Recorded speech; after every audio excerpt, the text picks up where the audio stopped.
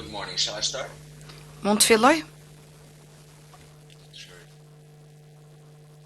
Everybody can hear me.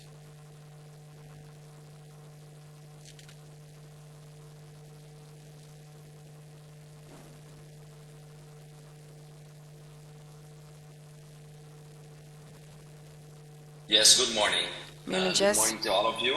My name is Rona X. I'm one of the founding partners of Unë jam një nga partnerët themelues. Very sad I couldn't be with you in Më person vjen shumë today, keq që nuk isha but we'll do our best to me do ju. it Jam from nga here. partnerët e Next produktora. slide, please. So we're very excited to present this proposal on behalf of Ky propozim vjen në emër të produktorës, në emër të arkitektëve. Faleminderit Mark që ke shkuar në Tiranë. Ky projekt është një mundësi shumë interesante për ne. Zyra jonë është në Meksik. Është një vend ku turizmi është 9% e ekonomisë. Kemi shumë përvojë me fushën e hospitality, pra të mikpritjes, është një fakt shumë interesant. Është më interesant të bësh hotele se sa të bësh zyra, kuptohet. Kemi punuar me bashkëpunëtoren tonë, Natalia Badia, e cila ka bërë shumë projekte të kësaj natyre, si hoteli Kimaya, që është hapur së kohë të fundit, hotelin Albor, një hotel me 93 dhoma. Pra, informacionin e keni, pra gjithë portofolin e keni në gjithë dokumentet tona. Unë e njoh Markun prej shumë vitesh, jemi njohur në Rotterdam, pastaj jemi takuar dhe në Meksik edhe në Los Angeles. Kemi Hera Martin, që është partneri ynë lokal, nuk do të përmend të gjithë listën e partnerëve tanë. Janë të specializuar në Rivierën Shqiptare dhe ata mund të na sigurojnë marrëveshje kontraktuale me në dy vende shumë të rëndësishme, me dy toka të cilat kuptohet çlirojnë të themi të gjithë potenciali e kësaj zone. Kjo është e gjithë zona. Është një tokë interesante, është në pjesën e Adriatikut, aty ku përputhet Adriatiku me Jonin, të themi është një tokë në një zonë që janë rrugët poshtë dhe ka pothuash se akses det për drejt në det. Ka një projekt që do jetë zhvillimi të gjithë pjesës e promenadës publike,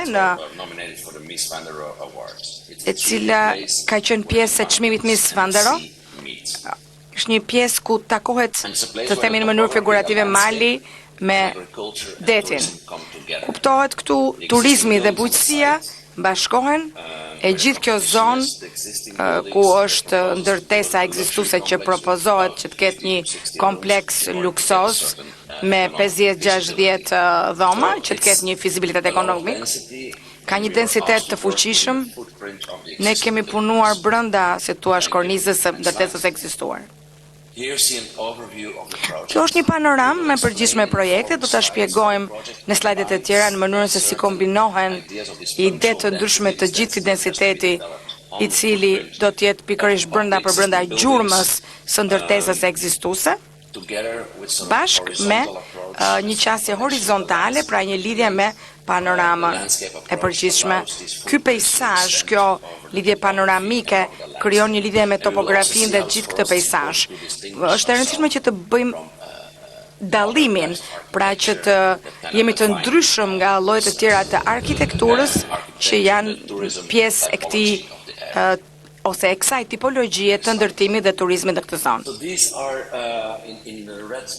Me të kuqe, shikoni në të majt dy nga këto pra pjesët e tokës që themi që kemi marrëveshje kontraktuale, pra që zhvilluesi ka marrëveshje kontraktuale. Këto pjesë të tokës, këto zona janë të rëndësishme sepse këtu nuk prekim pjesën e detit dhe loti numër 1 na jep mundësi që të krijojmë një akses përmes sipër pjesës së tunelit ku jemi. Dhe loti numër 2 na jep mundësinë që të kemi një prezencë në rrugën në Bregdet. Pa këto dy zona, pa pjesën imobiliare të po si kishim këto, do të ishte kaq interesante. Këtu tani e mund ta shikoni në mënyrë fotografike.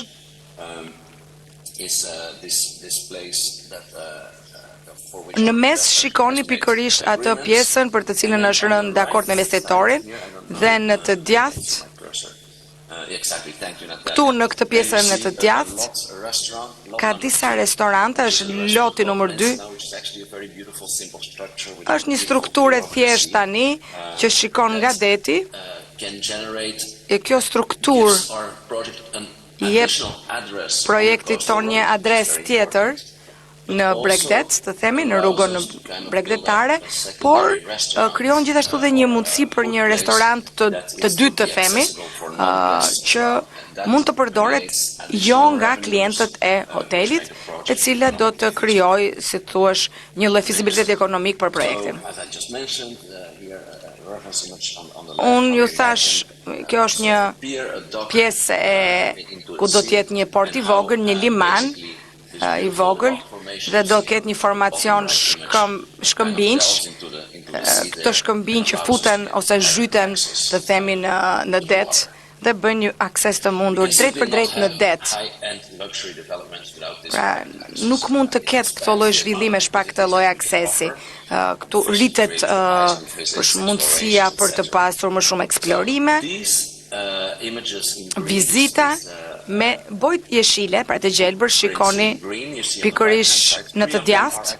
3 nga këto janë ndërtesa ekzistuese, kurse këto 2 të tjerat janë ato që ne do të shtojmë sipas marrëveshjes kontraktuale. Këto ndërtesa ekzistuese janë ndërtesa të mira, me strukturë solide,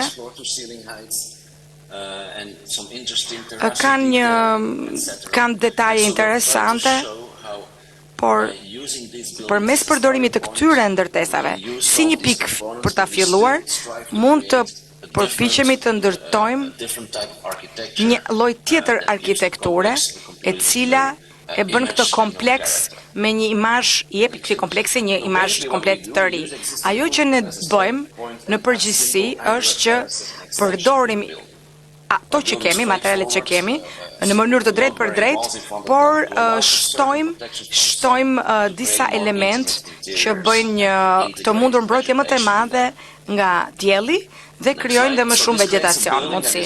Kjo është një ndërtesë që është minerale dhe vertikale, ka dhe disa terraca horizontale me xham, që janë shumë interesante për pjesën bregdetare. Kjo është një lloj arkitekture me një karakter tjetër, me një dinjitet tjetër, monumentalitet tjetër, dhe kuptohet një, të themi në thonjza, personalitet tjetër.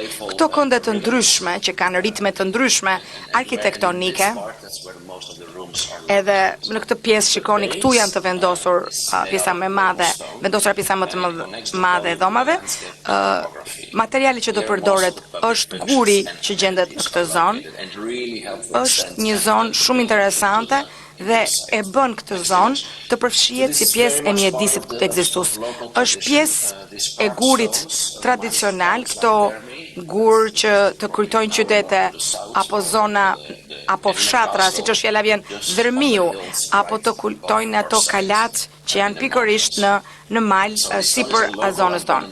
Është një gur që gjendet në zonat lokale. Në të njëjtën kohë është një përshkrim i historisë, i natyrës, i lidhjes së këtyre elementeve me terrenin. Kemi një mundësi shumë të mirë për të zhvilluar, ka, siç e tham, dhe ritme të ndryshme arkitektonike, që krijon një lloj ndërtimi me të cilin mund ta përdorësh si një lloj loje, të themi, me gurët që vendosen në formacione të ndryshme. Ka një gjithashtu një ndjesi më intime. Kemi një hotel që është më i mbyllur, nuk është thjesht vetëm shqisat e përfshira, por është edhe një element tjetër, ende elemente të tjera të përfshira. Yeah, hello everyone. Përshëndetje. So yeah, just talking about the general layout. Duke folur për main building that këtë ndërtesë kryesore që ne sapo treguam, kjo do të ishte si thua mënyra e parë kur afrohen klientët në hotel. Kemi një plan të hapur të lobit të hotelit, ka një akses të plot. Dhe kemi një integrim të pjesës së pasme, që është një nga elementet e rëndësishëm për funksionimin në dur të hotelit. I gjenerohet një mundësi e parë për klientët dhe për të krijuar marrëdhënie mes klientëve dhe personelit të hotelit, të themi profesionale. Në taracë të kësaj ndërtese, që do ta shikojmë më vonë, kemi parë që ka një pikë shumë interesante që duket i gjithë deti, është shumë bukur, është një mundësi ku klientët mund të përdorin barin që është në taracë. Ja, po të shikoni nga kjo pamje këtu. Përse përket tipologjisë dhomave, dhomat janë plane të ndryshme, kemi kuptohet metra katror të ndryshme, për pjesën e VIP-ave kemi edhe pastaj suita më standarde. Si do të bëjmë dallimin nga standarda tek ajo që ne njohim? Ne mendojmë që pjesa luksoze nuk ka pse të kompromentohet, por në vend që të kemi dhoma që t'jenë me shumë metra katror, mund të kemi dhoma me më pak metra katror, por që japin gjithsesi një përvojë shumë interesante për klientët.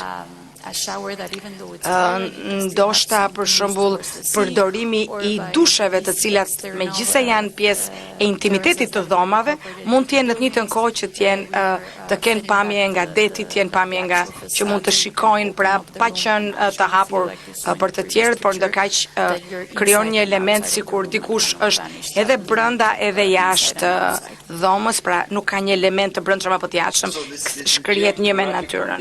Pra ky kusht gjeografik është shumë i rëndësishëm.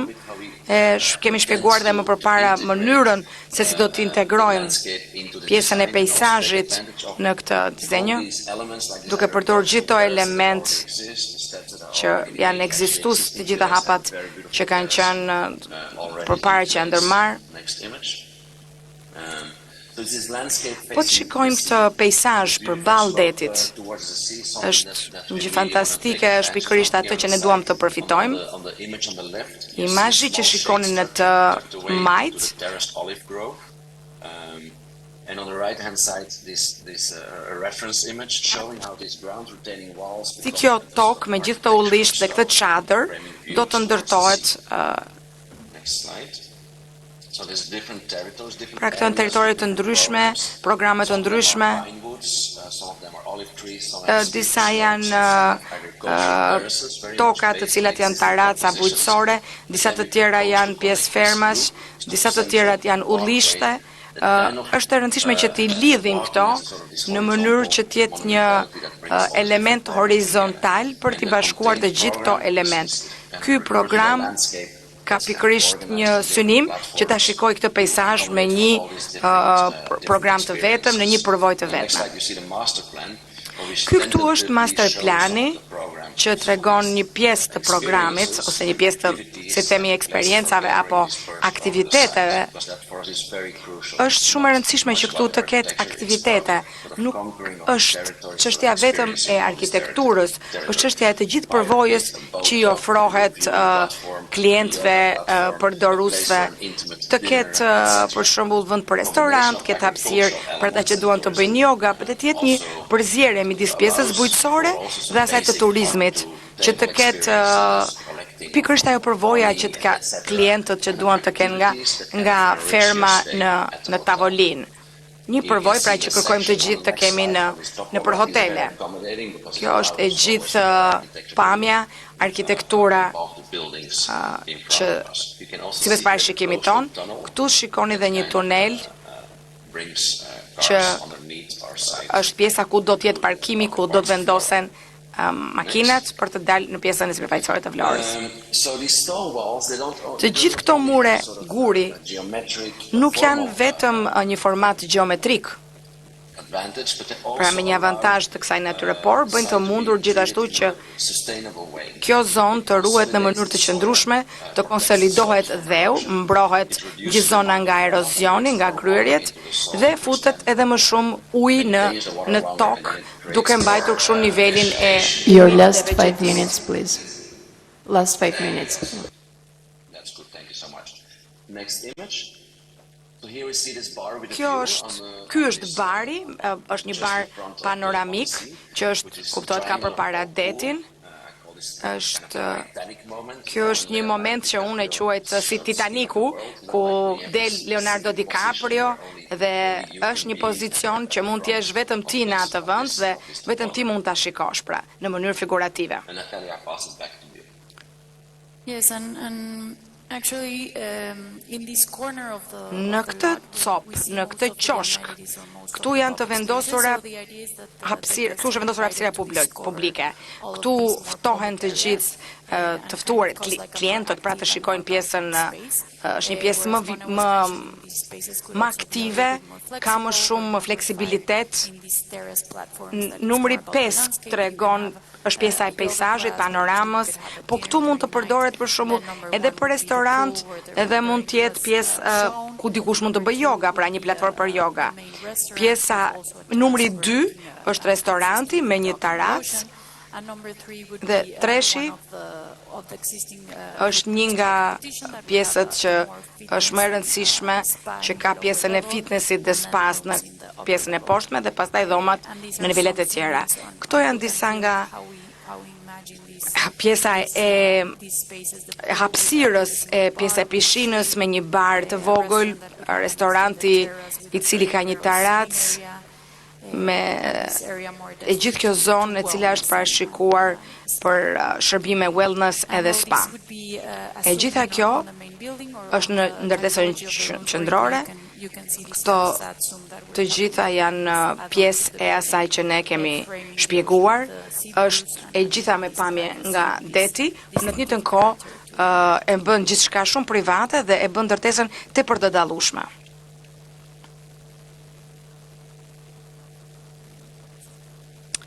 Kjo ishte. Thank you very much. Faleminderit.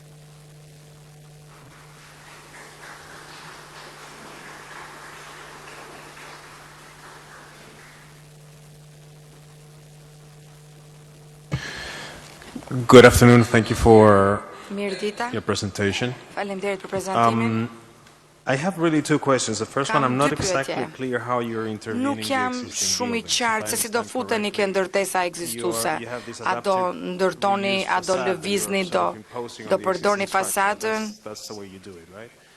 And second to Dhe e that, dyta? it's two different questions, so I can just shut up and listen Në to you. fakt, And the second one is, looking at the overall master duke plan, pasur particularly parasysh the way that masterplanin it's shown in tuaj, the model mënyrën se there on si the screen, e keni vendosur në It maket, seems to me, në although you maketën që spoke shikojmë në about the ekran, landscape and ju the folët master për plan and the peizazhin, loop për and the masterplanin, circulation, për it still reads to me lëvizjen. as elements Megjithatë, on unë të gjitha këto i these shoh joint si elements within a master plan. element So të maybe veçantë that's the way I brenda read it, in my masterplanit. opinion. Maybe that's what the way you Mbase nuk wanted e to do it. If kuptoj you could unë talk about saktë, the mbase master juve plan keni aspects dashur of ta it, bëni and if kështu. there was an intention of making it all sort of a Në comprehensive varësi se keni dashur të landscape ndërtoni slash user të experience. kësaj të këtij peizazhi, a mund të na shpjegoni pak më qartë? Faleminderit për pyetjet. Natalia, ndoshta mund të na tregoj edhe një herë masterplanin. Ne në fakt folëm me Markun edhe gjithë skuadrën tonë. Vilat janë shumë interesante, kanë dhe një strukturë të mirë, por ne kemi punuar shumë me turizmin dhe këto vila që me teracë horizontale. Këto teraca, këto lloj panorama janë të rëndësishme për histori të suksesshme arkitekture. Por në fakt, tani nuk duan më këto lloj strukturash horizontale. Tani kërkohet një strukturë e veçantë arkitektonike që tjetë diçka që të tërheq njerëzit, që të vinë ka stile për të qëndruar në këto lloj strukturash. Kështu që ne u morëm pikërisht me këtë elementin e perceptimit dhe përvojës së këtyre vilave në një mënyrë tjetër për të parë se si do futeshëm këto element të rinj, marrëdhëniet mes pjesës së brendshme dhe pjesës së jashtme, që mendoj që janë fakt shumë interesante. Keni të drejtë,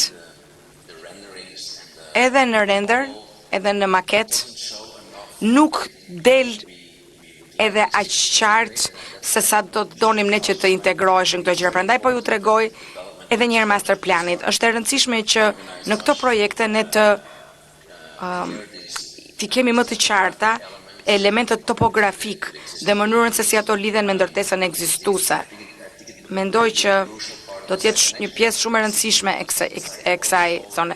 Këto vilat ekzistuese kanë pikat e tyre të fillestare, kanë dhe muret e gurit, të cilat ne mund t'i përdorim si pikat e nisjes, të themi. Can I just ask a more Në fakt kam një pyetje tjetër, faleminderit për prezantimin. I think just a more basic question. Është një pyetje në fakt më bazike, të themi, sepse jeni edhe të parët. The existing buildings are Ndërtesat in this drawing ekzistuese labeled 2 and 6. janë 2 dhe 6? Jo, janë 6 dhe 5. Okay. And then the buildings labeled 3 and 4, if I'm 3 dhe 4, understanding correctly, nëse e kuptoj unë are mirë, unique to your team because your promoter has signed a deal on these? Or? Juve keni një marrëveshje për këto ndërtesa?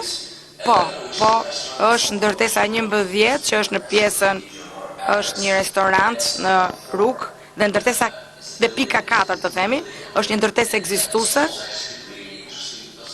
Kjo është një ndërtesë shumë interesante sepse është mu në maj, të themi, të kodrinës. Ka një pjesë qendrore.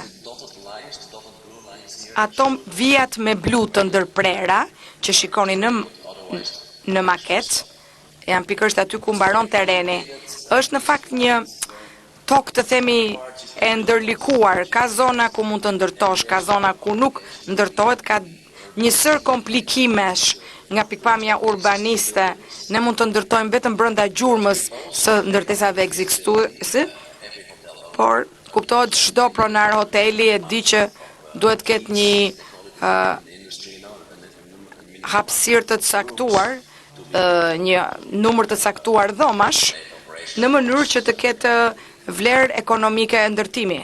Okay, and last question, the heights, the number of stories stays the same, katet, is that true? do jenë aq sa është tani? Do ketë një tarac, por jo, nuk do të preken, pa aq kate sa është aktualisht.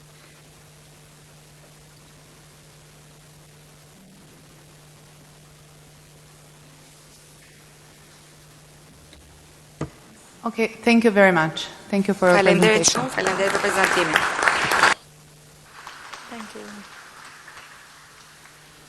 Zonja dhe hyjmë me paraqitjen e dytë të projekt propozimeve. Do ndjekim 20 minuta prezantim dhe më pas 10 minuta pyetje-përgjigje me jurinë ndërkombëtare. Ftojmë në skemë për prezantimin e saj skuadrën e përbërë nga 2A Group, Praktika, Berkeley Cruise, Farm Architects, RSR, Fatjon Saliu dhe Swiss Diamond Hotel.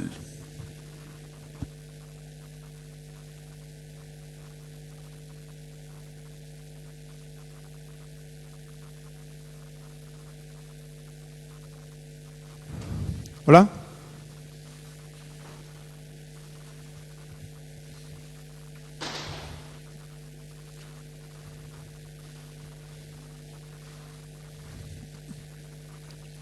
Well, members of the jury, thank you for your time and attention. Faleminderit për vëmendjen. Prap.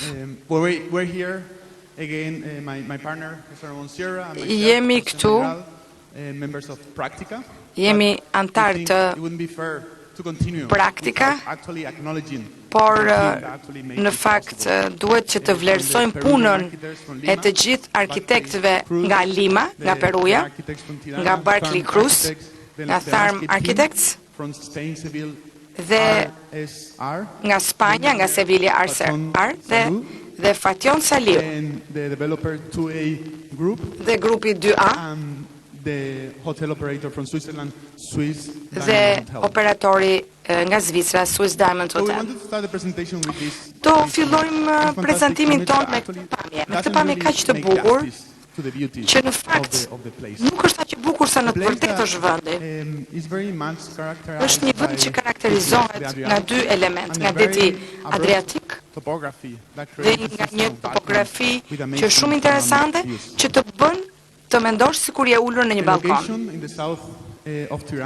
Në jug të Tiranës, në jug të Shqipërisë, ka shumë vlera, ka shumë destinacione turistike, një zonë që është shumë mirë e lidhur, Vlora ka një port, ka një sistem shumë të mirë rrugësh, lidhet shumë mirë me Tiranën, me qytetet tjera, dhe aeroporti që do të hapet shumë shpejt.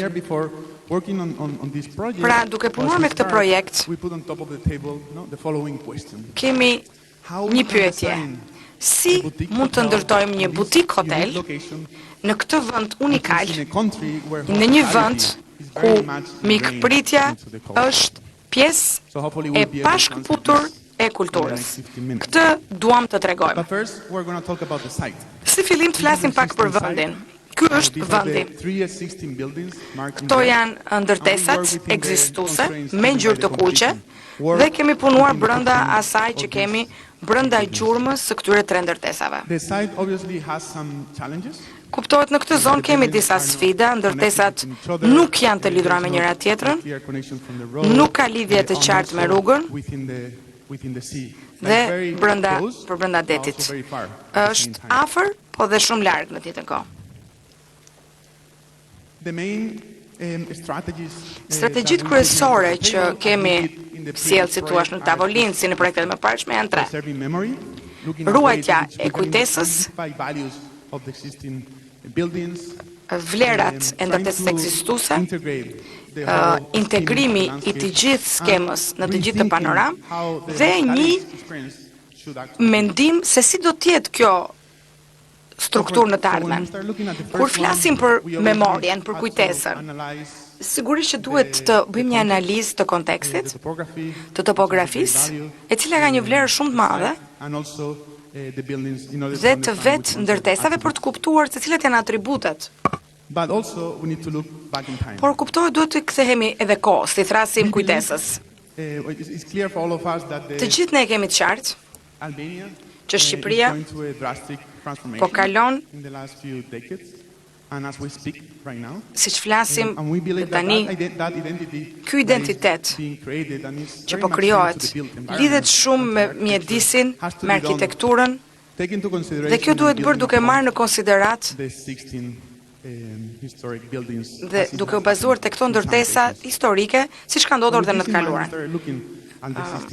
Ne i kemi parë këtë ndërtesë ekzistuese, ka disa sfida, është në kushte jo të mira të themi, është shumë opake,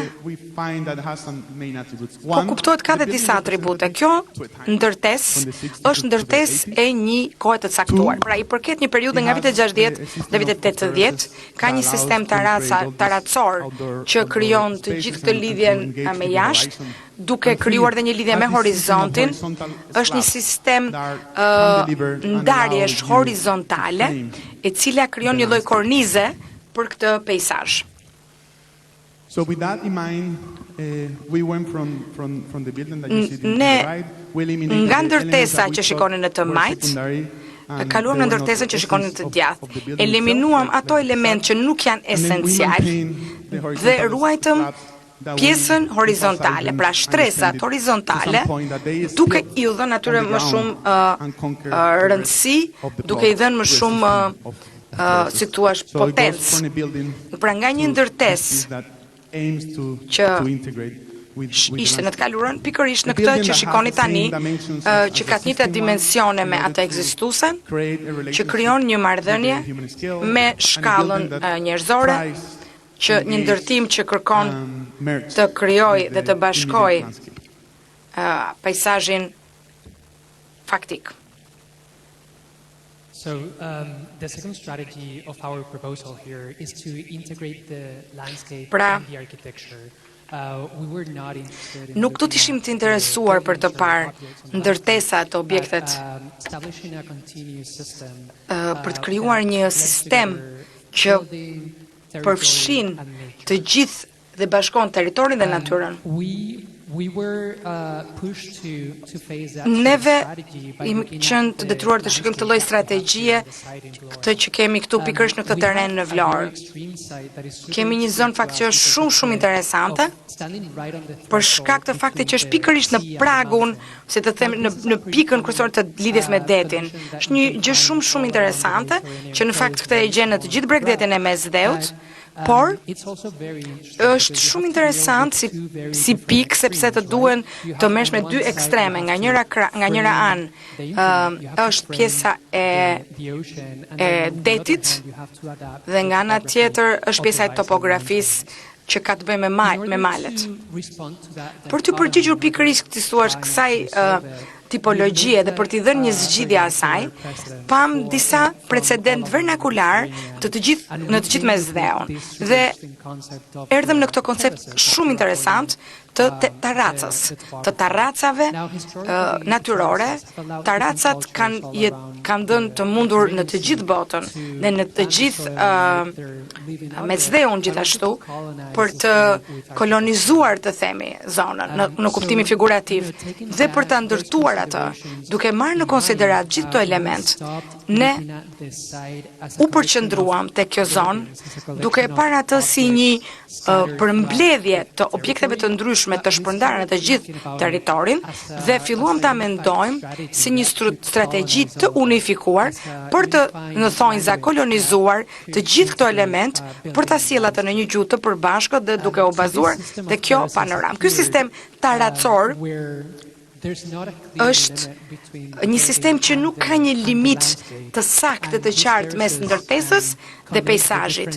Këto krijon një lidhje mes programeve të ndryshme dhe elementeve të ndryshme të projektit, janë si platforma që bëjnë të mundur që të krijon disa kopshtije, disa nivele dhe shtresa nga mund të shikohet peizazhi në nivele të ndryshme, lidhet ndërtesa përmes këtyre rruginave interesante, të cilat janë në nivele të ndryshme. Nga ndërtesa origjinale, pra fillestare, themi, ka një strukturë të cilën ne kemi ruajtur, edhe po kështu dhe formën. Përmenda pak më përpara elementin e shtresave horizontale, që na duket shumë interesante nga skema fillestare dhe profili, këtë pjesën me tarraca, pra që vjen shtresë ma shtrese dhe që do të replikohet me tarracat që janë pjesë e këtij projekti.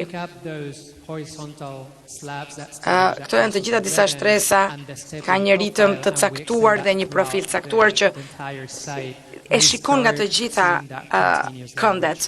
Pra, neve na duket si diçka që vazhdon, jo si copëza të ndryshme që janë të shpërndarë në gjithë territorin. Të gjitha këto shtresa horizontale na japin mundësinë që të krijohet ideja e të kaluarës, por dhe lidhja me të tashmen dhe me të ardhmen. Pra një vështrim drejt infinitit, drejt pafundësisë, drejt detit. Tarracat kanë modele të ndryshme të bimësisë, duke pasur parasysh këto modele, të cilat kanë të bëjnë me nivelin e detit dhe me distancën. Pra, për shembull, në grupe të ndryshme ka kritere të ndryshme dhe në nivele të ndryshme ka bimësi të ndryshme në varësi të biodiversitetit, pra ka një lloj gradienti të themi, një lloj ngritjeje apo zbritje nga më e ulta deri tek më e larta. Pra ka një lloj gradienti ekologjik nga deti drejt malit. Këtu mund të shikoni se si është pikërisht ky motiv i ndërtesës ekzistuese me këto shtresat ekzistuese që janë pjesë e të gjithë kësaj ndërtese që krijon këtë lloj të themi xhepa vegjetacioni me këtë gradient të ekologjisë dhe që krijon këtë lloj platforme.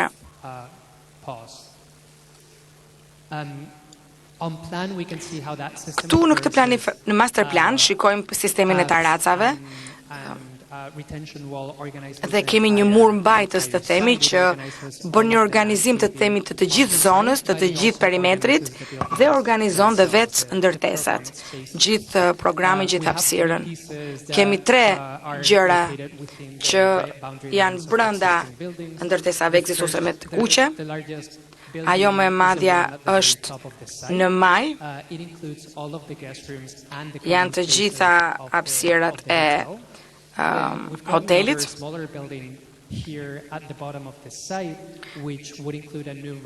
Këtu përfshihen të gjitha elementet e hapur,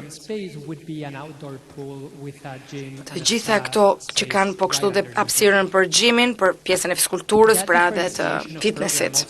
Këto programe të ndryshme na bëjnë të mundur që të kemi një lloj qartësie mes modelit që ka të bëjë me funksionalitetin e të gjithë kompleksit. Ky kompleks është një funksion i përditshëm, pragmatik, për optimizimin e mirëmbajtjes së kompleksit dhe në bën të mundur që të bëhet një dallim të niveleve të ndryshme të aksesit në këtë ndërtesë. Pra kemi aksesin hyrjen kryesore në hotel, këtu kemi aksesin që futesh tek pjesa që kanë bërë me pishinën dhe gjimin, dhe kjo është pjesa e restorantit. Një pjesë e ka për klientët e jashtëm, një hyrje, një e ka për klientët e hotelit. Pra këtu kemi dhe ndallime të ndryshme dhe hapësira të ndryshme, me të verdh është pjesa për klientët, kurse tjetra është për pjesën e hotelit. Kurse ajo pjesa me blu është për stafin e mirëmbajtjes. Koncepti i tretë, që është pjesa e strategjisë, është pjesa e përvojës së mikpritjes. Pra njerëzit kur vinë këtu në hotel, çfarë marrin si përvojë? Ndërtesa kryesore e hotelit do ketë të gjitha dhomat, bashk me zonat e përbashkëta, hapësirat e përbashkëta, ka hapësirat të gjelbra, ka taraca në çdo kat, dhe pastaj në maj lart ka një rooftop, një taracë të përgjithshme për të gjithë klientët e hotelit. Në katin e parë janë zonat e përbashkëta, pjesa ku hahet mëngjesi, recepcioni, bari,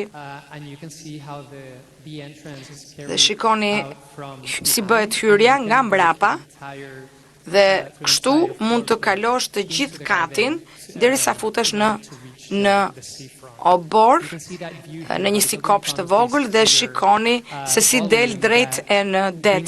Pra kemi një volum të tërë që ka të gjithë elementet topografik dhe të çon drejt hapësirës ku është deti, pra ku ti shikon detin. Dhomat janë kuptohet të madhësive të ndryshme si pas standardeve të hotelerisë, të gjitha kanë taraca të jashtme private për secilin nga këto dhoma.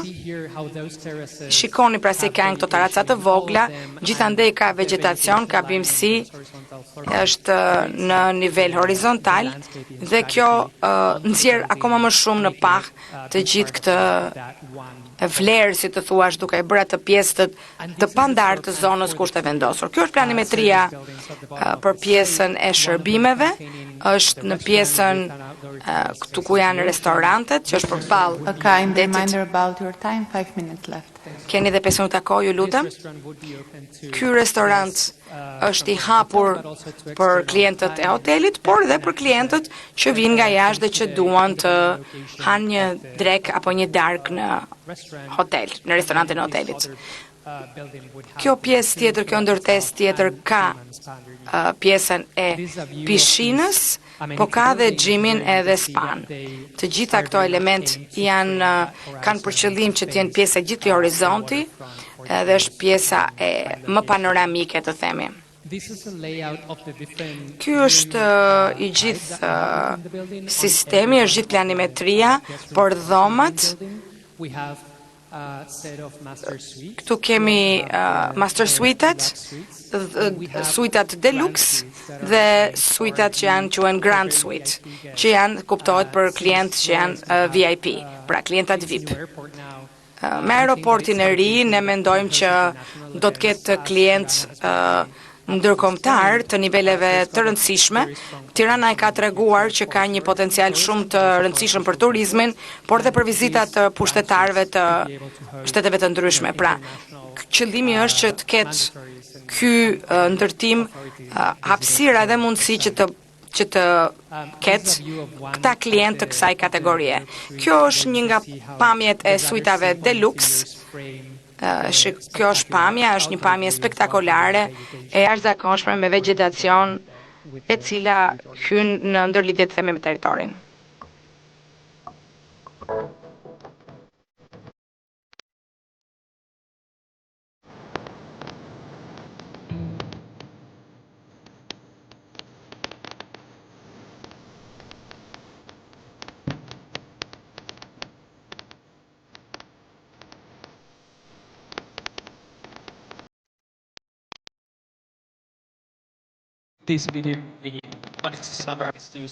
Kjo video është një përmbledhje e gjithë projektit. Ndërtesa, integrimi i të gjithë peizazhit dhe arkitekturës. Është një përvojë e jashtëzakonshme.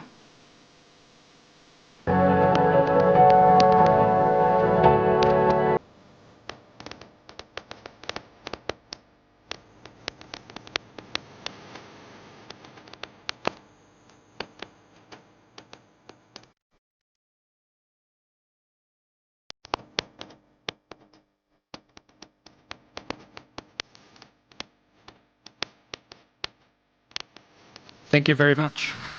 Faleminderit shumë.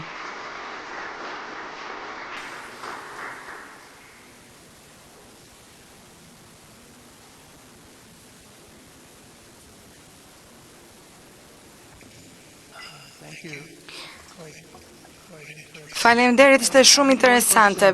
Kam një pyetje për sa i përket shkallës së taracave dhe lidhjes me lëvizjen. Më duket, kam përshtypjen që këto taraca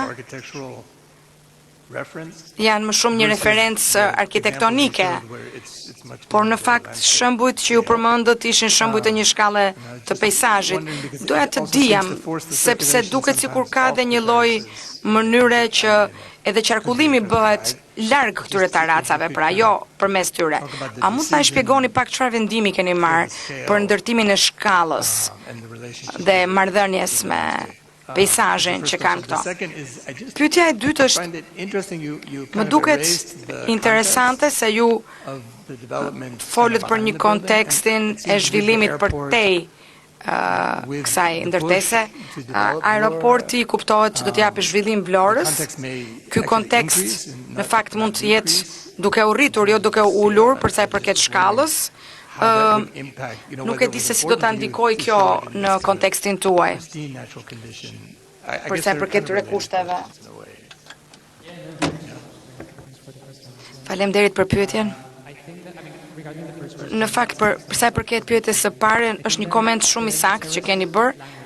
Gjuha, të themi, e taracës, ose mënyra se si përdoret taraca, së pari është një referencë e një mënyre vernakulare që trajtohet kodra në një territor që është një vazhdimsi i kodrinës, por Ka dhe një koncept tjetër që ka të bëjë me referencën historike të ndërtesës.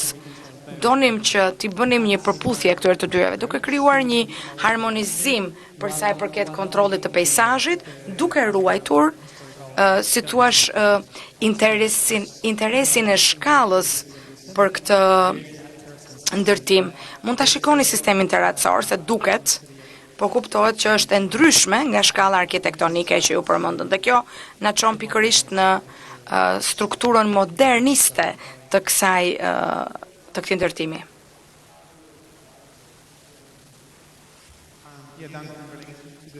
Për sa i përket pyetjes së dytë, unë kuptoj atë pyetjen që ju keni për sa i përket rritjes në të ardhmen, zhvillimit kësaj zone me aeroportin në kështu me radhë. Një nga aspekt që ne kemi marrë në konsiderat për të kontrolluar pikërisht dhe për të mbrojtur ndërtesën nga të themi zhurmat që do të vinë nga jashtë, kemi ndërtuar zona mbrojtëse, të cilat do të jenë sidomos në pjesën lindore, që do ta mbrojnë këtë ndërtesë. Megjithatë, nuk jemi të shqetësuar për këtë element në veçantë për zhvillimet në të ardhmen, sepse po shikojmë pikërisht këtë panoramë dhe këtë projekt nga ky këndvështrim. Por kjo është një përvojë që është një përvojë e brendshme të themi, është një lidhje me horizontin, me detin. Pra, kjo pjesa tjetër është pjesa që është mbrapa, nuk ka lidhje me pjesën që ne kemi përpara, pra nuk do ketë ndikim të themi negativ. Faleminderit për prezantimin. Më pëlqeu shumë prezantimi. Është shumë e qartë mënyra se si e keni prezantuar dhe kuptoj se çfarë dëshironi të bëni si arkitekt. Kjo ide e bashkimit të dy ndërtesave në diçka më infrastrukturore në një ndërtesë që është më mbështetje për peizazhin më shumë se sa ndonjë program specifik. Po mendoja që nëse kjo strategji më do kishte qenë pak më radikale, të themi, sepse në imazhet e fundit shikojmë dy ndërtesa që janë qartësisht të dukshme.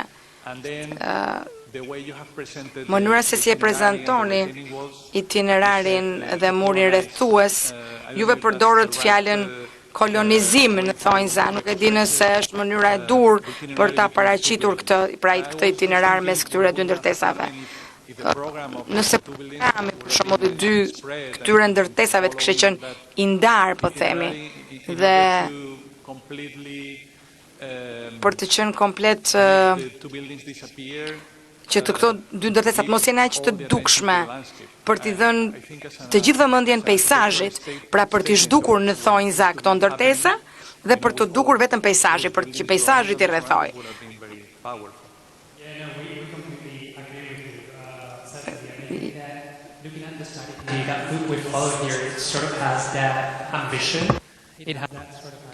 Ka këtë lloj pikërisht këtë lloj ideje. Ne kemi punuar, kuptohet, me gjitha ato gjëra që na janë kërkuar, na është kërkuar që të qëndrojmë te konturimi aktual faktik i kësaj ndërtese dhe gjithashtu na është kërkuar që të jemi në përputhje me këto kate që janë aktualisht në ndërtesë dhe kemi punuar me këto parametra, pra pa e humbur, si të themi, atë ambicien për ta zgjeruar më tej.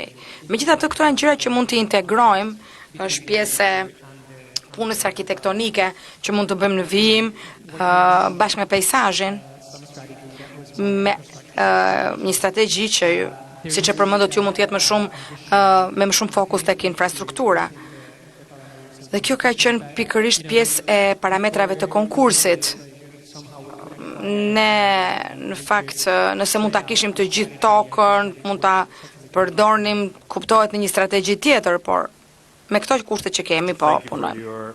Faleminderit për prezantimin edhe për të gjithë projekti DEN. Është një gjë shumë interesante, është diçka kohezive, më pëlqen shumë. Më pëlqen sensi i shkallës. Më pëlqen fakti që densiteti është i fuqishëm i bimësisë. Folet për taracat, pra mund të shikohet fare qartë peizazhi, deti. Por në fakt jam dakord që nëse kjo do kishte qenë më vertikale, gjithçka do kishte qenë më interesante. Jo jam e sigurt që juve tek pjesa e projektit juve i bëni shumë mirë këto element. Më vjen keq që po e bëj këtë pyetje në fakt se është shumë e detajuar dhe shumë teknike. Por pjesën e peizazhit dhe masterplanit u mbulua. Por është një pyetje shumë e rëndësishme që unë dua ta bëj. Është ky xham që vjen në mënyrë konkave. Por në fakt kjo është pak me risk. E kemi provozuar ta bëjmë këtë lloj xhami konkav, sepse ka deformacion të themi viziv dhe nuk e di përse keni zgjedhur këtë xham, sa varet kjo në projektin tuaj.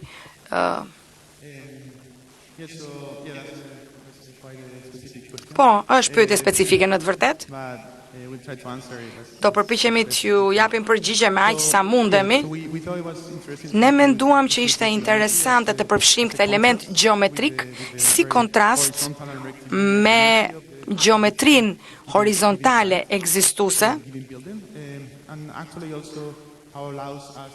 Kjo na bën të mundur që të bëjmë disa gjëra.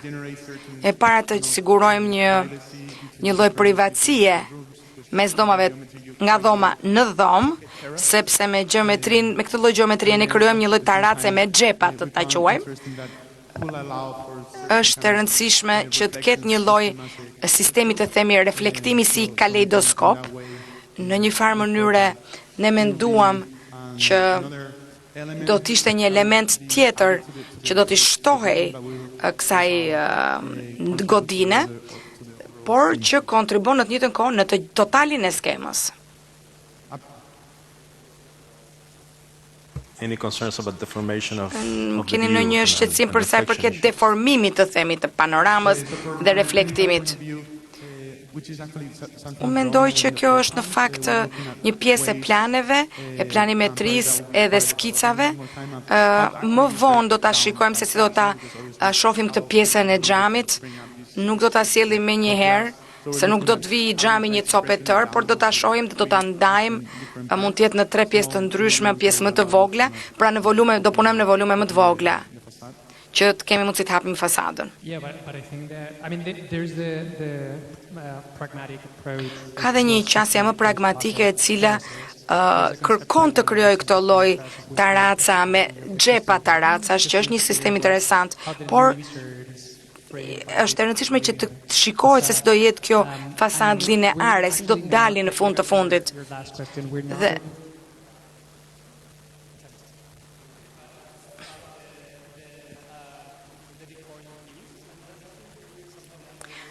kjo është diçka që ne po e shikojmë për të ardhmen kur të jetë pjesë e projektit. Përmendëm pjesën e kaleidoskopit. Dhe ky është një nga elementet që do ta shohim me kalimin e kohës kur të vijojë projekti. Faleminderit të gjithë për vëmendjen. Thank you very much. Zonja dhe zotrinj, hyjmë paraqitjen e tretë të projekt propozimeve. Do të ndjekim 20 minuta prezantim dhe më pas 10 minuta pyetje përgjigje me jurinë ndërkombëtare. Ftojmë në skemë për prezantimin e saj skuadrën e përbërë nga Blue Horizon 2025, EMBT Architects, Melia Hotel International.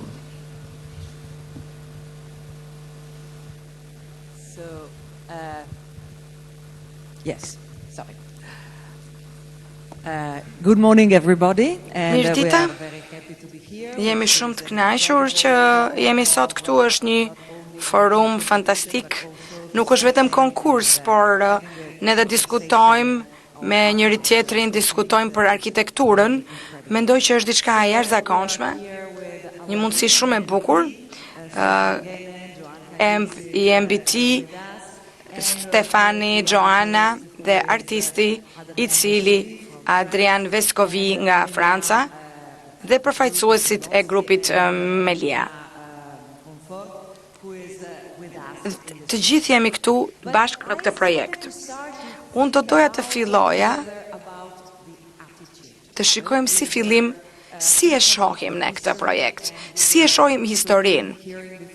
Dhe kemi dëgjuar sigurisht më parë për të kaluarën, që me kaluara mund mos jetë ideale, mund të mos jetë një e kaluar që na pëlqen me probleme. Ky është Hamburgu. Shikoni Hamburgun si ka qenë dikur.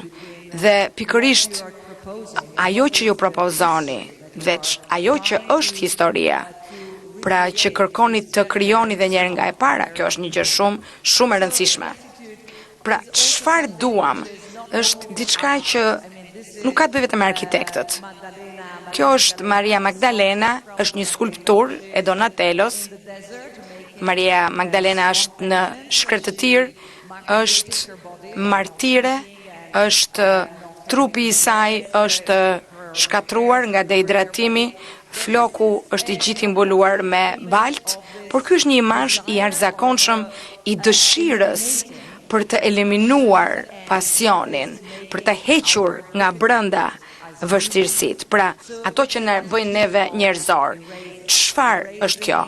Largimi, heqja e problemit.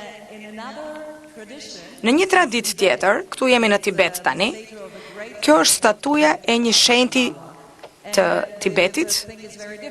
Këtu shikojmë një situatë tjetër, këtu kemi Ar është një gjë jashtëzakonshme, një format fantastik me sy të jashtëzakonshëm.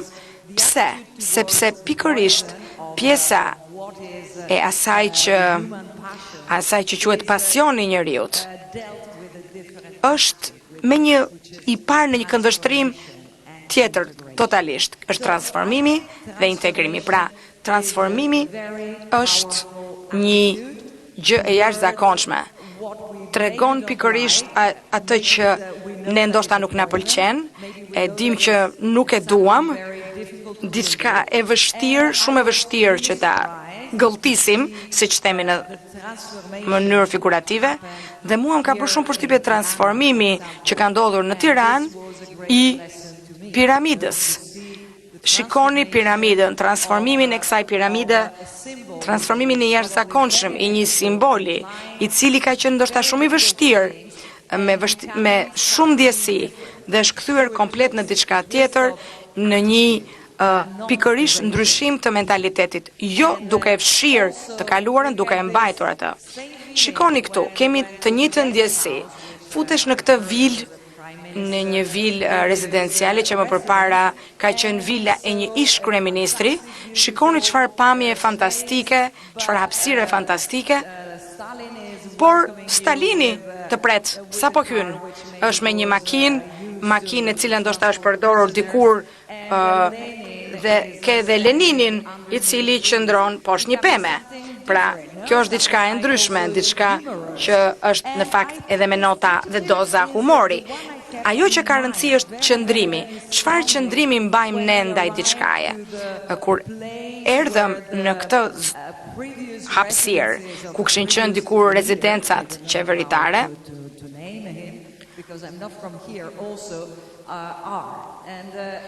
pash këtë transformim të këtyre rezidencave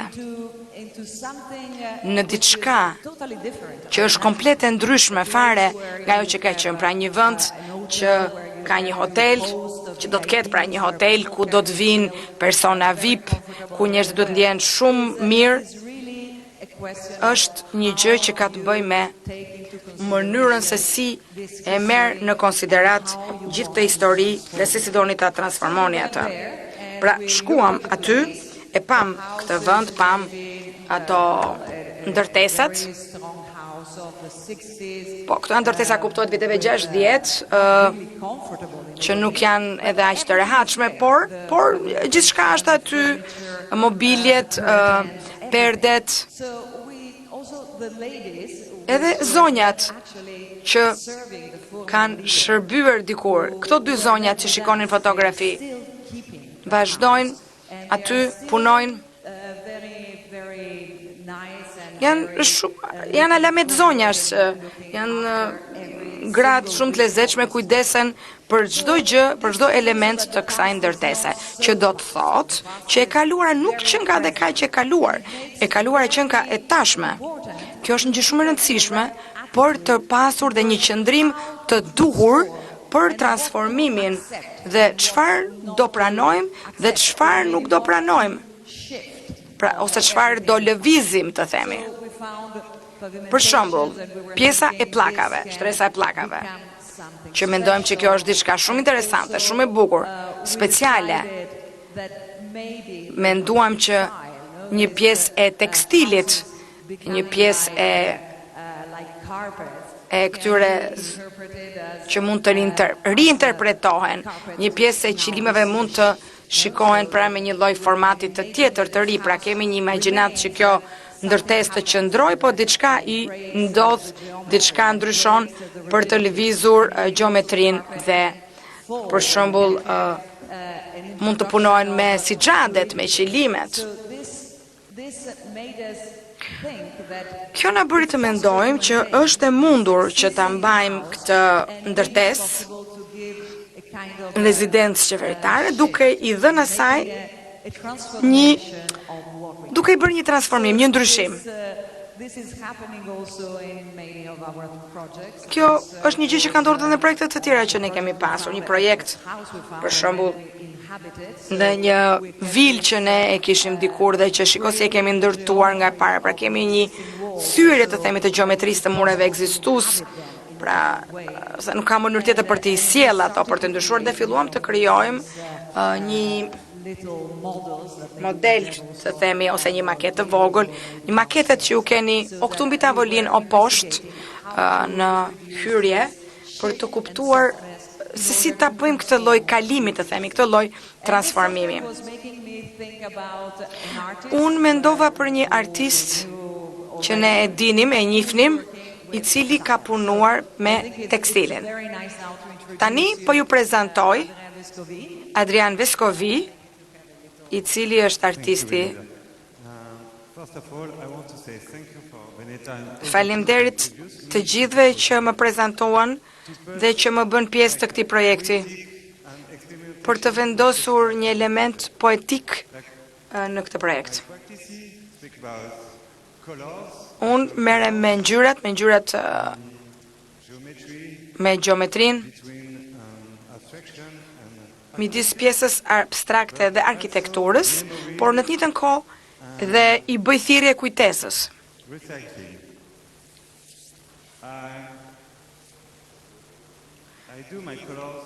Ja, shikoni këtu, unë punoj me ngjyra minerale. Ja, ky është një model që shikoni. Një model për të kapur me dorë, për ta prekur me dorë materialin. Kjo është shumë e rëndësishme për mua. Për këtë projekt, unë doja ta sillja si një fustan të themi. Një fustan të dikujt që lëviz në për dhoma, në për... Unë punoj me ngjyrat, ja, shikojni, po ja u lë dhe këtë blok. Këto janë skicat e fundit që unë kam bërë gjatë rrugës dhe gjatë udhëtimit, mbi bazën e atyre që kam parë. Këto janë ato të fundit, dhe doja t'ju tregoj edhe këtë në fakt, këtë kanavac të fundit. Ja, kjo është kanavaca. Mund ta shikoni.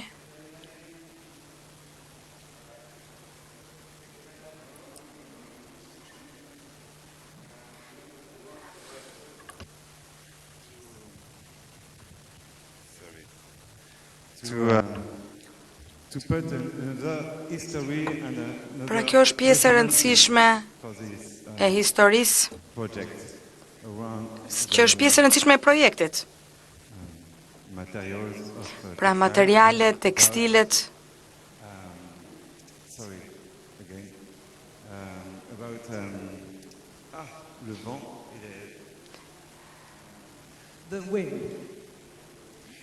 Kësë është sikur fryn era. Kjo është pjesa e artit dhe në fakt është një mënyrë fantastike për të futur pikërisht këtë kalim.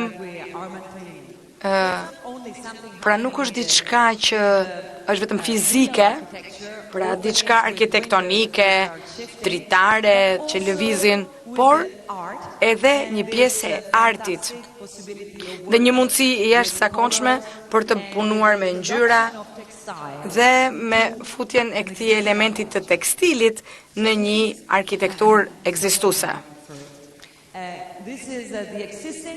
Kjo është ndërtesa ekzistuese dhe tani kemi futur këto dritare, të cilat janë që si të shkërjon një lloj thyerje mes këtyre mureve, duke ruajtur të njëjtën strukturë si që kemi, si që është aktualisht, dhe kemi futur tashti një pishin, një pergola, bashk me mundësin për të futur dhe disa element të tekstilit, të kanavacës që sa po e shikojmë këtu, pra jemi të hapur për mundësin që këto t'i fusim në mënyra të ndryshme dhe në vende të ndryshme dhe materiale të ndryshme.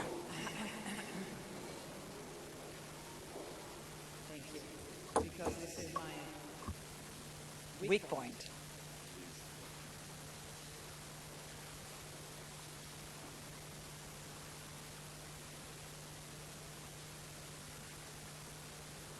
I think this is better. So this is Pra kjo është the main floor of ky është kati kryesor, themi, i ndërtesës. Kemi respektuar pak a shumë vilën dhe kemi futur pjesën e ashensorit, hyrjen me ashensor. Edhe pjesa e terrenit që të çon drejt pishinës dhe që krijon gjithë hapësirën publike dhe mundësin që të jetë kjo vilë e rrethuar, të themi nga ky tekstil, nga këto kanavaca, që mendoj që mund të përdorim për këtë qëllim edhe me tekstilin, pra me materialin e perdeve, që është aktualisht, ose që janë aktualisht në godin. Është fakt shumë interesant, përdorim të njëjtët mure të vilës, por efekti është që ka një lloj transformimi, do të ketë një pishin tjetër, do ketë një lidhje me atë pishin që ka pas përdorur dikur vetë drejtuesi i vendit në atë kohë. Tu kemi një tarat se cila është e vetmja strukturë që ne kemi shtuar në vilë, është një strukturë që krijon një lloj suite të veçantë, një tarat të veçantë, që prek në fakt shumë pak, ose po thjesht sprek as pak këto pjesa të tjera të ndërtesës, duke futur një ngjyrë që është shumë interesante, që është një nga ato temat që përdor Adriani në pikturat e tij në pjesën e brendshme. Gjithashtu kemi menduar që të vendosim disa perde ndoshta apo disa pjesë të artit të tij, që nuk janë piktura, po janë ndërtime me tekstil. Pra është një art tekstili, që kjo është një gjë shumë e bukur dhe shumë e rëndësishme, dhe pjesa e arkitekturës pastaj ka të bëjë me dritaret, me prekjen e tyre, me përzierjen e tyre me peizazhin, pra lidhjen e tyre me peizazhin, duke krijuar një lidhje më natyrore me mjedisin dhe duke ndryshuar atë ndjesinë, të themi, e pjesës së brendshme të kësaj vile. Dyshemeja do të jetë po kështu, do përdorim pllakat ekzistuese, do gjejmë mënyrë për t'i ndryshuar nga një vend në tjetrin. Këto janë disa imazhe të hapësirës publike, si do të duket, dhe disa detaje të mëtejshme të pamjes, pra si do duket kjo vilë që me pak ndryshime do të kthehet diçka tjetër. Në vilën numër 2 po ndryshojmë pjesën që ne nuk e kemi shumë qef, por që na do të punojmë pikërisht me të njëjtën ndjesi për transformimin, për të krijuar një pishin këtu për të thosur midis dy këtyre vilave, e cila nuk është po kaq e rëndësishme sa ajo e madhja e parë, me më pak histori, nuk ka ndonjë histori të konsiderueshme, kështu që këtu mund të jemi pak më fluid të themi me këto element, me seksionin e ri që ka pjesën e sipërme që bën lidhje me pjesën e sipërme, duke bërë këtë shumë të rehatshme, duke krijuar këtë lidhje, duke bashkëpunuar me Adrianin. Kemi shumë pak kohë në dispozicion, e di. Kjo është vila tjetër, vila numër 3. Kemi të vetëm të njëjtën qasje, duke parë këtë transformim, duke parë pikërisht këtë peizazh, duke futur këto elemente të vogla, këto lëvizje, këtë art me shumë ngjyra në formën e një arti të fushës së tekstileve, i cili mund të përdoret në të jetën e përditshme të kësaj dhe përditshmërinë e kësaj vile. Mund shihni pjesën e brendshme këtu, është dritarja, e cila e përbashkon aty dhe ndryshon gjeometrinë, por pranon në të njëjtën kohë edhe tavanin e muret të cilat janë aty tashmë. So we have an attitude which is similar. Kopshti këtu është diçka e ngjashme, e kemi realizuar me Laura Gattin, që ka punuar së bashku me ne në këtë projekt. Peizazhi ekzistues është mjaft i rënuar, por nuk do të këmbgullim të bëjmë ndryshime në këto hapësira që janë mjaft historike dhe janë të përdorura shumë apo kanë qenë të përdorura shumë nga përdoruesit apo ish udhëheqësi që ecën në këtë kopsht që lidh shtëpinë e madhe dhe atë të miqve, po kështu edhe pishinën e vjetër. Do të ketë vetëm gjëra të vogla, ndoshta një mbjellje, një rimbjellje bimësh, e po kështu edhe mund të vendosim bimë të veçanta në pjesë të vilës, ndoshta kem kumbulle, por duam që të jetë e qëndrueshme, duam të ruajmë bimësinë autoktone, natyrisht me lule dhe me një atmosferë më të gëzuar përreth. Pishina e ish udhëheqësit do të ruhet dhe mund të bëjmë ndonjë ndryshim duke ndryshuar ngjyrën fundore të saj. Duhet ju prezentoj Ana Jong tani, që është po kështu nga Spanja, nga Melia, dhe ndoshta ajo do t'ju shpjegoj paksa se pse janë partneri i përkryer për këtë projekt. Shumë shkurtimisht, si Melia do të propozonim si për partnerin ton këtu në Vlorë, vetëm pak shpejt, sepse koha po ju mbaron dhe keni vetëm 1 minutë. Do të propozonim si për Velipojën, si për Vlorën, markën e Melias, që është një markë hotelesh unike në mbar botën dhe nuk kanë ngjashmëri me asnjë tjetër. Këtu kemi 3 gjëra shumë unike për koleksionin Melia, na duhen të paktën 3 gjëra dhe për këto vila rezidenciale kemi të 3, është arkitektura, historia dhe vendndodhja që është shumë e mirë. Mendoj që është përputhja e përsosur e të 3 elementeve për këtë projekt të mrekullueshëm si për Velipojën, ashtu edhe për Vlorën. Mirë, faleminderit shumë.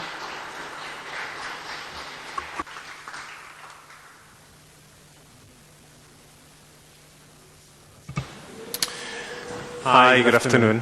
Përshëndetje, Mirdita, duhet ju përgëzoj për një qëndrim kaq delikat dhe projekt kaq delikat dhe ekipi që keni përbashkë. Mendoj që është kaq koherent me idenë kryesore nga artistët, tek hotelierët. Mendoj që i keni marrë ambicjet e programit dhe i keni çuar në nivelin më të lartë sa i takojnë luksit apo rehabilitimit të një strukture. Mendoj që është një kompliment shumë i bukur për vendin, sepse ka të njëjtën frym, nuk besoj se kam pyetje, janë të njëjtat gjëra që i kam lexuar dhe në skemën tuaj, por që nuk e keni thënë, por ja vlen të thuan. Sa i përket pjesës artiste, fasadës e peizazhit, janë shumë të qarta. Keni konsideruar diçka në brendësi të ndërtesës, edhe pse më pëlqen fakti që çdo dhomë është ndryshe. Është shprehja fundore e luksit, çdo përvojë përdoruesi është ndryshe, pra ti do të kthehesh te ky vend dhe kjo mund të mundësohet nga artisti që punon me interiorin, me dekorimin e brendshëm. Kemi folur për këtë, ndoshta nuk patëm kohë ta shtjellojmë, Adrian ndoshta mund të thotë diçka për këtë. Mendoj që është një diskutim midis një artisti dhe arkitekti. Si të hartojmë apo si të bëjmë një projekt së bashku. Patjetër është projekti juaj, por si të përfshim punën time në projektin tuaj. Nuk e di saktësisht, do të na duhet ta mendojmë. Të mendojmë për kushtet klimaterike, për hapësirën dhe sigurisht për erën, për shiun, për rrezetimin diellor, atë hënor. Pra është një projekt që na duhet ta zhvillojmë.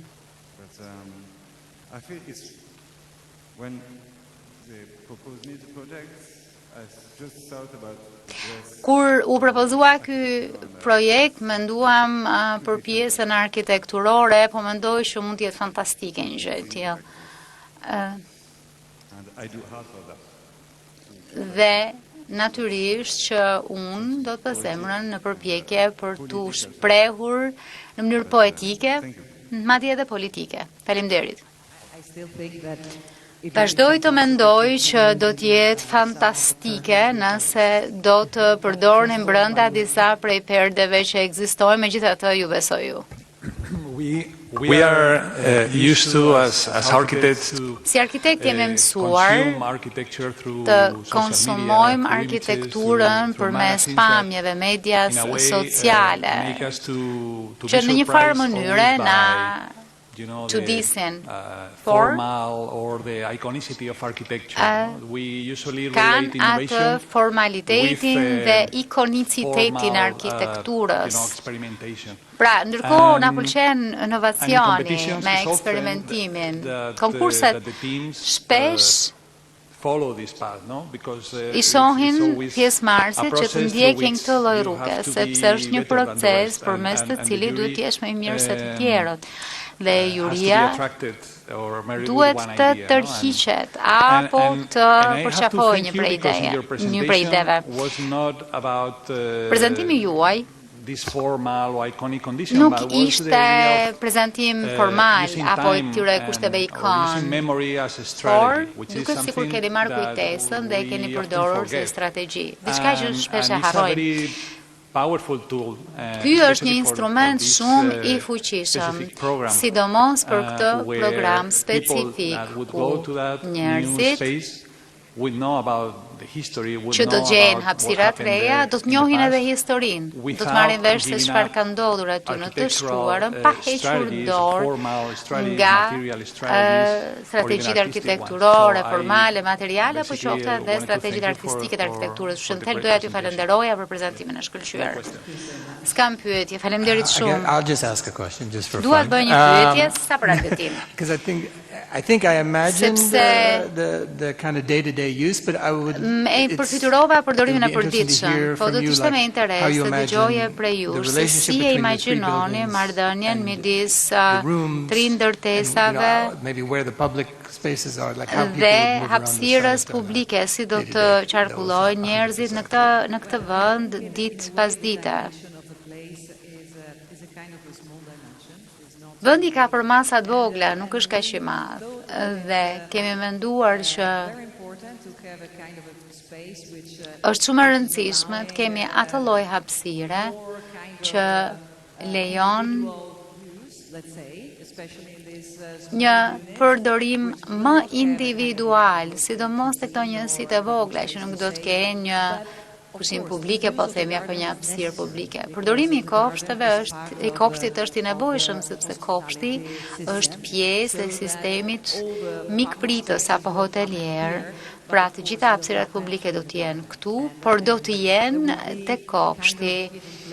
Do të jenë një farsoj vendet të fshehura, pishina e ish udhëheqësit apo pishina e re, dhe vende të tjera të fshehura brenda kopshtit. Sepse po mendojmë që të kemi dhe një ndërtesë të re për mbledhje apo ndoshta për ndonjë kongres apo konferencë të vogël, por menduam që kjo mund të ndodhte më vonë. Kemi skica për këtë, por nuk donim të prezantonim tani.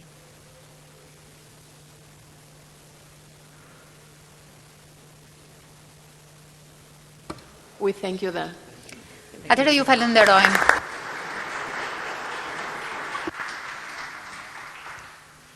Zonja dhe zotrinj, hyjmë me paraqitjen e 4 dhe të fundit të projekt propozimeve.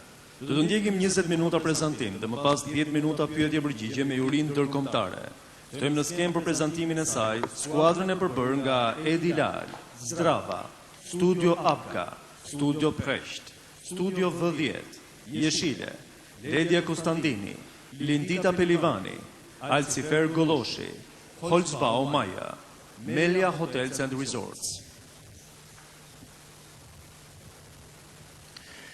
Hello, everybody. Thank you for you guys for staying here. I'm Chris. Përshëndetje të gjithëve, faleminderit që vazhdoni të qëndroni. Unë jam Chris, më kanë lejuar që të jem fytyra e të gjithë të ekipit madh, emrat e të cilit sapo u përmendën. Kur shkova të vizitoj vendin, mund të mendoni çfarë të doni, por diktatori dinte si t'i zgjidhte vendet për të pushuar e për të gjeneruar sidomos këtë lloj hapësirash. Janë hapësira vërtet të shëndetshme. Aty ku deti, pus tokën, e gati e vërson në të, duke pasur parasysh edhe florën ekzistuese.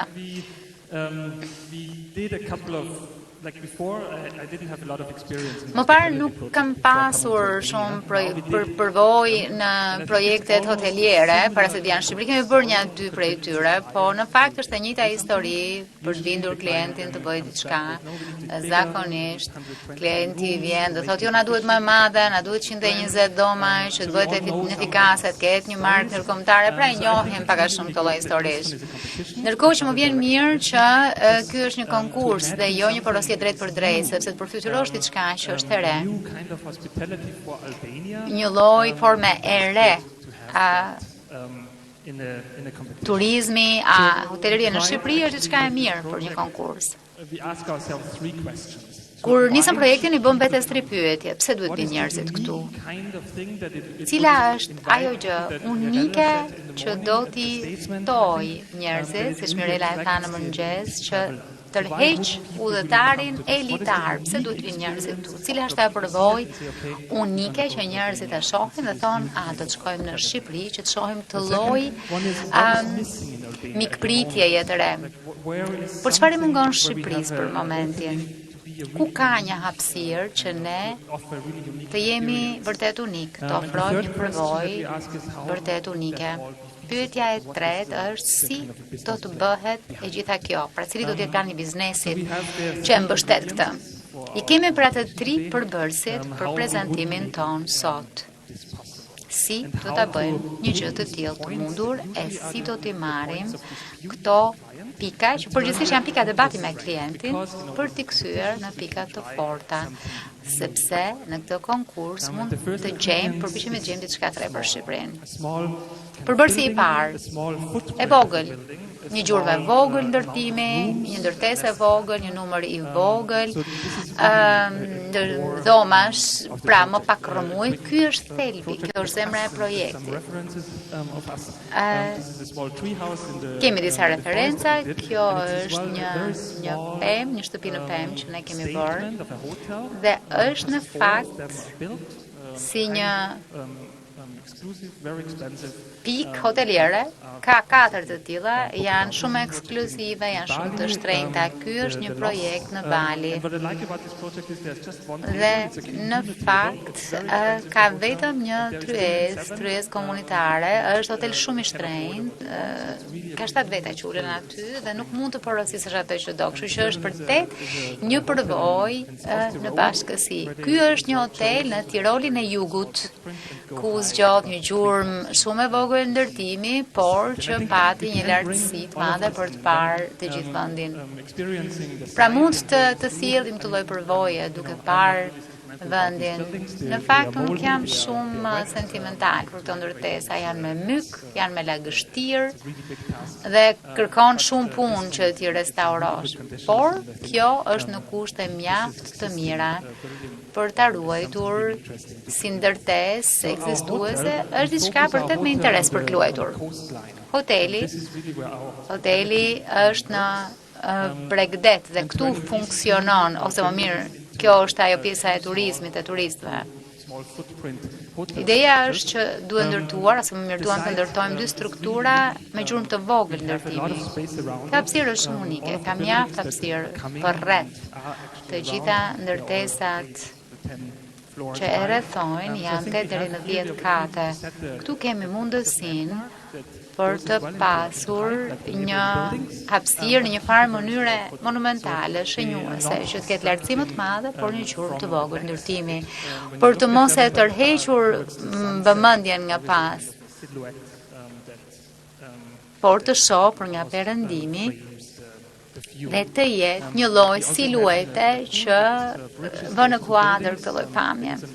Do të ketë një pishinë që i bashkon këto 2 ndërtesa, do të jetë private dhe në vendin ku do të ndërtohet do të ketë një pamje shumë të bukur. Përbërësi i dytë është që të jetë ekskluzive, të tërheq udhëtarët për të cilët folëm në mëngjes, e për të tërhequr një audiencë të re të turizmit në Shqipëri. E jo domosdoshmërisht dikë që është i interesuar për luksin e mermerit e të Ferrarit, por për luksin e përvojës, një përvoje ekskluzive. Ndërtesat janë shumë të thjeshta, është ajo në qendër, pastaj ato anash, dhomat janë me shumë hapësirë, ka 2 kate, cilat dhomë, sepse duke qenë se gjurma është shumë e vogël, mund t'i shijosh të dyja anët, perëndimin në mbrëmje e të zgjohesh në agim me lindjen e diellit nga ana tjetër. Ndërtimi do të bëhet me materiale druri, por nuk mendoj se pamja nga deti është më interesante, mendoj që pamja nga malet është ajo që vërtet shet. Por duke qenë e ngritur në lartësi, ofron përvojën unike të qenit në një lartësi tjetër dhe të jep një përjetim të zonës krejt ndryshe. Po t'ishte porosia drejt për drejt, klienti do të na thoshte që po, të jetë e vogël dhe ekskluziv, po, nuk jemi në Bali, nuk jemi në Alpe, kështu që pse duhet paguajnë njerëzit po themi 1.500 euro që të vinë të qëndrojnë aty. Mund të qëndroj, vërtet ende nuk dim se si, megjithatë po flasim për një konkurs, po flasim për atë çfarë ka qenë, ç'mund të jetë, ç'lloj turizmi duam të tërheqim. Por përbërësi i tretë, që është shtylla kurrizore e të gjithë projektit, që i jep të gjithë gjës një bazë ku të mbështetet, është e shëndetshme, është një hapësirë e shëndetshme që kremton shëndetin. Pra, ideja është që është një hapësirë që të rigjeneron dhe këtë e kemi kthyer në një qendër për shëndetin. Nuk është klinik për të kuruar të sëmurat, por një vend për ata që janë të vetëdijshëm, të diagnostifikohen, të jenë gjithmonë një hap përpara, të shfrytëzojnë arritjet teknologjike, por po kështu edhe për rigjenerime kështu me radhë. Ka disa projekte të tilla, për shembull në Gjermani, që tërheq pikërisht këta njerëz të cilët kujdesen për shëndetin e tyre. Më parë nuk menduam se do të ishte e mundur, sepse kjo është zona në fazën e parës. Po ta shihni, nuk e dinim se çfarë do të ndodhte në këtë hapësirë përreth. Sepse hapësira për shëndetin do hapësirë, do privatësi, do qetësi. Ndërkohë në fazën tjetër, kur hapësira u sqarua, tham në rregull, mund ta propozojmë këtë gjë për të pasur një qendër në mes të gjithçka që do ndërtohet dhe për t'i lejuar hapësirë që të ketë frymarrje. Do të ketë një unas, një rrugë unas që vjen përgjatë saj, jo domosdoshmërisht një rrugë mirëfillje, por ku njerëzit mund të parkojnë përreth qendrës shëndetësore. Kjo është një makingofi, por gjithashtu edhe për të lëvizur përgjatë hotelit. Ne do të ruajmë ndërtesën ekzistuese, do të shtojmë një strukturë vertikale, do ta shohim për pak dhe e mbledhim, e mbështjellim gjithçka në mënyrë koherente me strukturë truri, por këtë do ta ruajmë që të jetë një hapësirë më publike dhe pastaj do të shtojmë komponentin e shëndetit.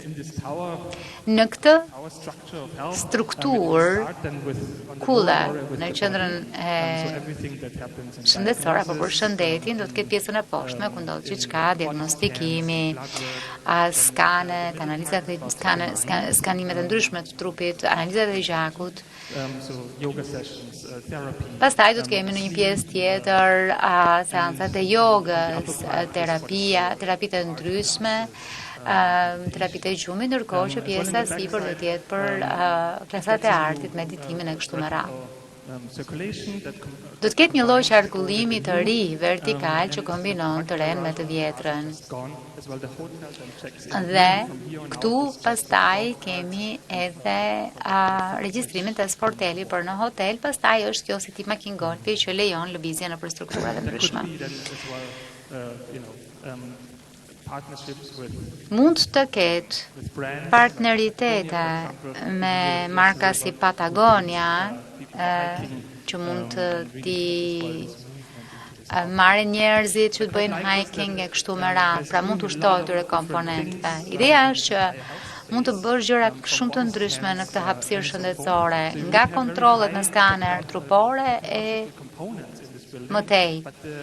Pra ka një komponent shumë teknologjik në këtë ndërtesë për materiali ndërtimit është me teknologji të ulët, pra është i shëndetshëm, pra ka një kontrast me të dyave.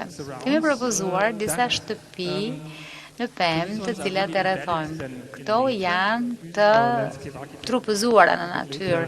Fakt arkitekti ynë i peizazhit do flas pak më tepër më pas për konceptin e kësaj, por këtu mund të shkosh nga rrugët rrethore apo qoftë me duke hyrë shkallët për tek këto shtëpi të cilat i sheh ndërkohë që hyr shkallët.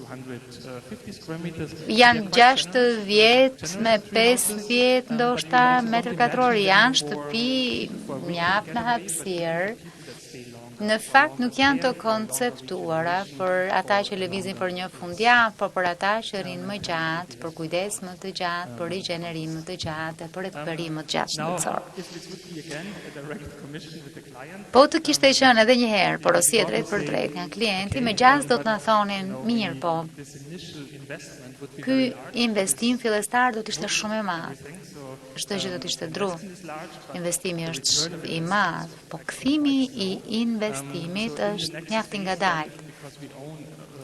Në fazën tjetër, duke qenë se hapësira është mjaft e madhe, mund të ketë edhe ndërtesa rezidenciale. Nuk është e domosdoshme, por mund të jetë për ta bërë funksional financiarisht të projekt. Natyrisht rezidenca duhet të kenë të njëjtat tipare në gjurmë të vogla ndërtimi, 2 deri në 4 kate që ndajnë lehtësirat me makinat që hyn drejt për drejt aty dhe duhet përmendur që duhet jenë në fakt ndërtesa për familjar apo të moshuar të cilët mund përdorin edhe qendra shëndetësore për vete.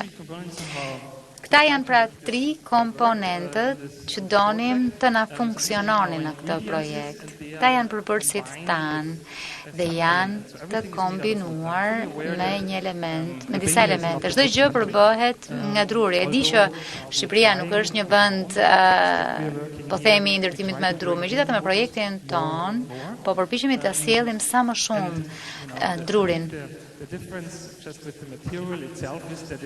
Dallimi midis materialeve është që ky vjetërohet në mënyrë krejt tjetër krahasuar me materialet e përdorura në dekadat e fundit. Pra, ajo vjetërohet në mënyrë shumë të hijshme, merr një farë veshjeje dhe natyrisht fillon dhe transformohet duke i dhënë një tjetër natyrë hapësirës, duke i dhënë patjetër edhe përbërësin e shëndetësor të konstruktit prej druri. Tani kemi natyrën dhe do t'i jap fjalën arkitektit ton të peizazhit. Për natyrën apo për peizazhin, ka disa gjëra të rëndësishme për t'u thënë. Cilësia e arkitekturës që Krishti shtjelloi varet shumë nga cilësia e peizazhit. Pra, nuk është diçka që thjesht mbush hapësirat midis ndërtesave, por funksionon në tërësi peizazhi. Përcakton atmosferën dhe është shumë e rëndësishme të siguroj një shkëputje luksoze që lidhet me shëndetin e që të rikthen, të rikuperon në një mjedis ku natyra përcakton atmosferë krejt tjetër. Në këtë kuptim, krahasuar me atë që ishte në të shkuarën, vila qëndronte në një peizazh i cili synonte të sterilizonte apo të krijonte distancë, ndërkohë që në këtë rast duam që ai ta bëj këtë vend të mundshëm për të arritur nga shumë njerëz. Megjithatë është shumë e rëndësishme se sa është lartësia, cila është gjurma e ndërtimit e kështu me radhë. Në fakt, këtu hapësira ka një bimësi e cila përfshin pisha, ullinj, qitra pa grume që janë shumë tipike të zonës së Florës. E rëndësishmja është që krijon një estetik që është një estetik që ka një logjik ekologjike. Krijon një mjedis të qëndrueshëm ku pjesa tjetër e natyrës ndërfutet dhe ndërvepron me të. Kur flasim për agrumet, kemi ndërveprime të këtij lloji që mund të këpusësh fruta nga kopshti, duke rivendosur marrëdhënien midis njeriut dhe natyrës, që është shumë e rëndësishme për të ndryshuar mendësinë tonë. Pra, ecën në hapësira që janë me shumë bar, me shtresa bimësie dhe ku mund të ndjesh aromën e bregdetit dhe të bimësisë. Për të ardhur te tema e dytë, dhe kjo është më e rëndësishme, ndërtimi i peizazhit apo rindërtimi i tij është shumë i rëndësishëm si akt i trashëgimisë kulturore, sepse kjo bimësi mund të duket shumë e natyrshme për shqiptarët, ndoshta ajo shumë entuziazmuese, por është në fakt ajo çfarë bën vendin të jetë ky vend që është. Faleminderit. A kemi ende diçka tjetër? Ndjes. Pjesa e tretë mendoj që vjen nga artisti. Kujtesë për kohën, 3 minuta. Po, e përmbyll tani. Që në fakt kanë ndërtuar këtë modelin me pulla me ngjyra, që jo vetëm do të ndikonte në peizazh, por gjithashtu do të ndërvepronte me atë çfarë tha Gusi. Pra ideja është që të kemi diçka koherente midis ndërtesës dhe bimëve. Ndërtesa që frymëzon nga bimët që janë plot ngjyra dhe pastaj në krye strukturat prej druri që janë në pjesën e sipërme të kësaj hapësire.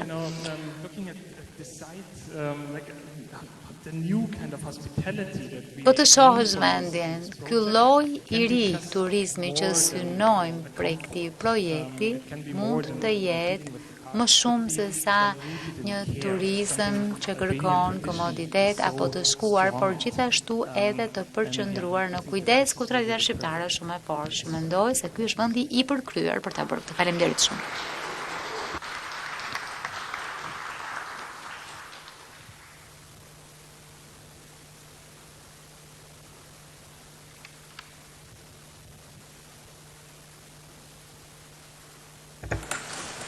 Thank you. Quite beautiful. Faleminderit, mjaft e bukur dhe një qasje well, because you showed your own work, I'm just interested shumë in interesante. the wood shingles, right? You've used Jam in the interesuar Alps, për pjesën and e I'm just strukturave wondering drurit që keni përdorur në is this Alpa. a new international style where it can be plopped? Ky është një stil i ri ndërkombëtar që mund vendoset në çdo lloj klime apo është një lloj konsiderate e veçantë për klimën mesdhetare që në fakt do t'ju çonte të ndryshonit mënyrën apo materialet me të cilat punonit në Alpe. Kur ngre apo kur ndërton një ndërtesë prej druri, duhet jetë e sheshtë, po të luash me pllakat, me tuthat është një komponent shumë i rëndësishëm. Për ta ruajtur të një trajtshme, do donim të punonim me këto pjesët e drurit. Megjithatë, ajo do të jetë me një ngjyrë që ndoshta nuk të bën ta dallosh që është dru, por së brendshme do t'i ketë të gjitha linjat e drurit. Pra ka një transformim të materialit që është shumë ndërkombëtare. Por ta bësh këtë në mënyrë të hishme është shumë arkitekturore, kështu që jemi përpjekur t'i bëjmë të dyja bashkë këtu. Një tjetër pyetje, ndoshta pyetje nga të gjithë është edhe kjo. Çfarë për masterplanin, në qoftë se do të ishte një klient, ju do të bënit këtë? A është kjo e gjitha pjesë e projektit? Imagjinoni 26.000 metër katror janë të rëndësishme për projektin, rezidenca dhe kështu me radhë. Jo, e kam fjalën që zona që është rreth zonës konkursit është private, ka një pronar, kështu që nuk e dim se çfarë do të ndërtojmë. Kështu që për të mbrojtur projektin ton nga ajo çfarë mund të vi, kemi propozuar diçka për të ruajtur, po kështu edhe në distancë të mjaftueshme nga kjo qendër që duam të bëjmë. Do bëja një pyetje shumë të ngjashme. Thank you for Faleminderit për prezantimin e shkëlqyer, sepse I saw the models that you guys did downstairs and pash you and your maketet presentation with poshtë the image that you are most proud of. Which is this na prezentuan pamjet e atyre ndërtesave që për të jenë më krenare, dy kullat, por gjatë prezantimit tha që për ta bërë vitin prurse nëse është nevojshme për investuesin, masterplani përfshin ndërtesa. Jam kureshtar për qëndrimin tuaj personal, qëndrim etik tuaj. Cili është qëndrimi juaj etik? Mendoni që projekti do të përfitonte nga më shumë ndërtesa rreth tij apo do të donit që ta mbanit ashtu siç është në këtë pamje përfundimtare? Që t'jemi sinqert, me qas vet projekti mund të mos jetë përfitues, por në fakt ndërtimi i pjesës qendrës shëndetësore ka një vlerë të saj, për shembull të pasurit të banesave për të moshuar, për familjet që t'jenë në këtë pjesë të vendit të ndërtimit, do të ishte shumë e bukur. Unë nuk është se do të tërhiqesh apo dësha i druajtur për të pasur ndërtesa, por duhet parë dendësia, se po flasim për 4-5 në këtë zonë, sepse ka një dendësi shumë të ulët në këtë zonë. Por megjithatë do të isha shumë i kënaqur të bëja edhe më pak. Hi Chris, beautiful project and Përshëndetje Chris, projekt I bukur dhe I bërë mirë, gjithashtu edhe I prezantuar mirë, prezantimi ishte vërtet brezlan, pash renderat e tu, pash nivelin e abstragimit, pra e shoh që po prezanton pushinë e të gjithë bashkë, shumë. Dua që të vazhdoj pyetjet e bëra më përpara nga Dan dhe Hekel. Ju propozoni që të bëhet ndërtime vetëm nëse hapësira zgjerohet maksimalisht aty ku ju e thatë. And excuse me if I'm asking you something that is already in brief. I didn't see that in the brief. The other two teams are sort of struggling with the geometry of the site and how to accommodate public space. Ekipet e tjera po përpilitesh ose më mirë po jepnin në merrin me gjeometrinë e vendit. Ndërkohë që ju thoni që po ta zgjerojmë në këtë pikë, atëherë më kemi dorë të lirë për të bërë këtë gjë. Cilat janë gjasat që kjo të ndodhë?